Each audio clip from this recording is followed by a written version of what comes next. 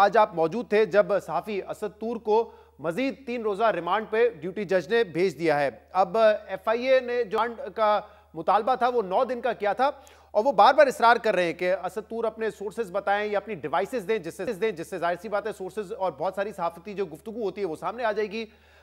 इससे पहले जो असद तूर के वकला हैं वो भी ये कह चुके हैं कि जब जीआईटी थी वो तो सुप्रीम कोर्ट के जजेस के तौहीन के हवाले से बनाई गई थी, लेकिन असद तूर से जो सवालात हो रहे हैं वो बिल्कुल मुख्तलिफ नौइयत के हैं और बार बार उनसे सोर्सेज मांगी जा रही हैं। तो ये क्यों मजीद रिमांड दिया गया है और क्या ये जस्टिफाइड है?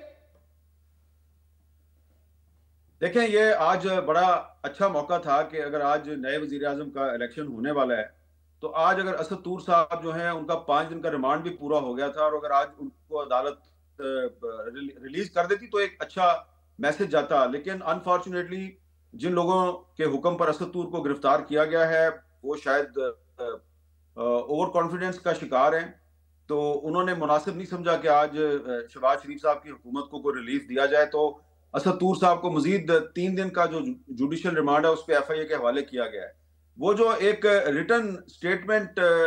एफआईए की तरफ से आज अदालत में दाखिल की गई जो कि मेरे पास मौजूद है, मैंने पढ़ी भी है, उसमें वाज़ेह तौर पे लिखा हुआ है कि जी ये जो अक्यूज्ड है ये अपने सोर्सेज ऑफ इंफॉर्मेशन जो है वो रिवील करने के लिए तैयार नहीं है। तो हमने सोर्सेज ऑफ इंफॉर्मेशन का पता लगाना है, इसलिए हमें 9 दिन की मजीद जुडिशियल फिजिकल कस्टडी दी जाए, लेकिन उन्होंने 3 दिन की दिया है जो कि मेरे ख्याल से जो मेरी लॉ की अंडरस्टैंडिंग है जो कि बनती नहीं थी। गलत फिजिकल रिमांड में एक्सटेंशन दी गई है। अब उसमें मसला अब ये आ जाता है कि अब ये सिर्फ एक असद तूर की रिहाई का मसला नहीं रहा, ये तो हमारा जो पूरा जर्नलिज्म का प्रोफेशन है ये तो अब उसकी सेफ्टी का मसला आ गया, उसको बचाने का मसला आ गया, क्योंकि जज साहब ने एफआईए को इजाजत दे दिया कि आप असद तूर से उसके सोर्सेज ऑफ इंफॉर्मेशन पूछें। मैं आपको एक मिसाल देता हूं कि 2013 में जब इमरान खान साहब ने इलेक्शन में धांधली का इल्जाम लगाया था तो उसके बाद एक सुप्रीम कोर्ट के जजेस पर मुश्तमिल एक इंक्वायरी कमीशन बना था। तो उस इंक्वायरी कमीशन में मैं भी गया, मुझसे भी पूछा गया भाई कि आपने कुछ धांधली के की एविडेंस जो है वो पेश की है तो वो दिखाएं। तो मैंने वो दिखाई, मेरे पास चारों सूबों में धांधली की एविडेंस थी। तो वहां पे एतजाज हसन साहब ने मेरे से सवाल पूछा, ये आपको कहां से मिली, आपका सोर्स क्या है?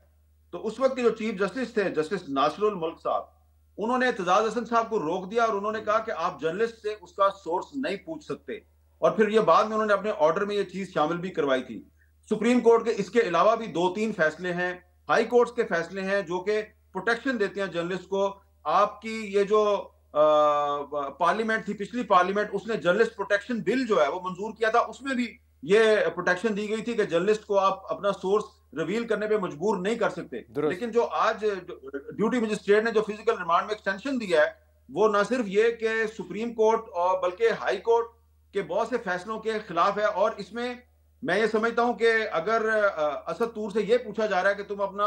सोर्स हमें बताओ, तो मेरा ख्याल है कि ये आइन और कानून का मजाक उड़ाने के मुतरादिफ है। इसलिए मैंने आज की ये हेयरिंग जो है, जो मैंने बहुत गौर से सुनी है, उसके बाद से मैंने अब ये फैसला किया कि मैं आइंदा से आइन और कानून की बालादस्ती की बात नहीं करूंगा इस मुल्क में, क्योंकि आइन और कानून को कुछ खास लोग जो है वो अपने खास मकसद के लिए इस्तेमाल करते हैं और हम सहाफी और सियासतदान हम यही कहते जाते हैं जी हम आइन की बालादस्ती पे यकीन करते हैं, जी कौमी मुफाहमत होनी चाहिए। तो मैं तो आज के बाद ना तो इस आइन की बात करूंगा और ना ही इसकी बालादस्ती की बात करूंगा।